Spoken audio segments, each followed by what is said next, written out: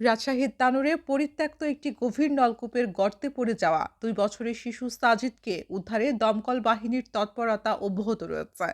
বুধবার দুপুরে শিশুটি গর্তে পড়ে যাওয়ার পরই ফায়ার সার্ভিস উদ্ধার অভিযান শুরু করলেও বৃহস্পতিবার সন্ধ্যা পর্যন্ত তার অবস্থান নিশ্চিত করা সম্ভব হয়নি।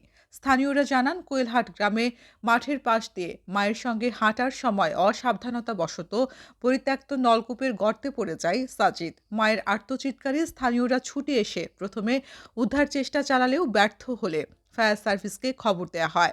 রাজশাহী ও চাঁপাইনবাবগঞ্জ থেকে ৩টি ইউনিট এসে তাৎক্ষণিক উদ্ধার অভিযান শুরু করেন। ফায়ার সার্ভিসের প্রথম পর্যায়ে চার্জ ভিশন ক্যামেরা দিয়ে প্রায় ৩৫ ফুট পর্যন্ত অনুসন্ধান চালায়, তবে শিশুর অবস্থান শনাক্ত করতে ব্যর্থ হয়। এরপর পাশে এক্সকাভেটর দিয়ে রাতভর প্রায় ৩৫ ফুট গভীর বড় একটি গর্ত খনন করা হয়। সকালে সেই গর্ত থেকে নলকূপের দিকে সুড়ঙ্গ খোঁড়ার চেষ্টা করা হলেও সেখানে শিশুর অবস্থান শনাক্ত করা যায়নি। Rajshahi fire service and civil ডিফেন্সের সহকারী পরিচালক দিদারুল আলম বলেন, নলকূপের পাশে বিকল্প গর্ত খনন করে সুড়ঙ্গ তৈরি করা হচ্ছে। যদি এ পথেও শিশুটিকে খুঁজে না পাওয়া যায় তাহলে আর পাশ দিয়ে খনন করা সম্ভব হবে না। কারণ নলকূপটির গভীরতা ১৫০ থেকে ২০০ ফুট। এর ভেতরে বিভিন্ন স্থানে আটকে থাকার সম্ভাবনা রয়েছে।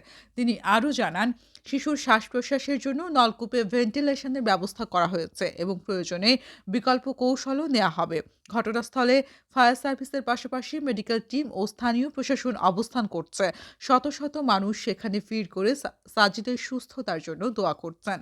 স্থানীয় বাসিন্দারা জানান, বছর খানেক আগে জমিতে সেচ দেওয়ার জন্য ওই নলকূপ খোঁড়া হয়েছিল। পানি না ওঠায় মালিক সেটি মাটি দিয়ে ঢেকে রাখেন। সম্প্রতি বৃষ্টির কারণে ধসে পড়ে নলকূপের মুখ আবারও উন্মুক্ত হয়ে যায়। সেই গর্তেই দুর্ঘটনাবশত পড়ে যায় শিশু সাজিদ।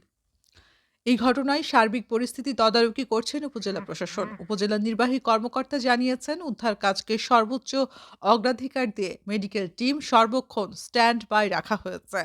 উদ্ধার কাজ চলছে, তবে এখনও শিশুটির অবস্থান নিশ্চিত করতে পারেনি সংশ্লিষ্ট কর্তৃপক্ষ।